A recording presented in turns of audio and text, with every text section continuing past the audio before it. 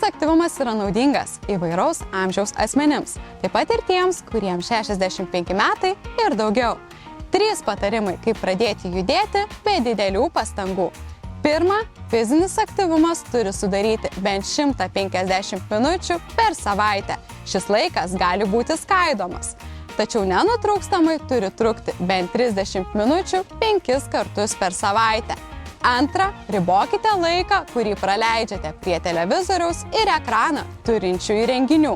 Na ir galiausiai, trečias dalykas. Jei galite, pagal savo galimybės, stenkitės atlikti aktyvius namų ruošos darbus, kaip nueiti pėsčiomis į parduotuvę ar pavedžioti šunį.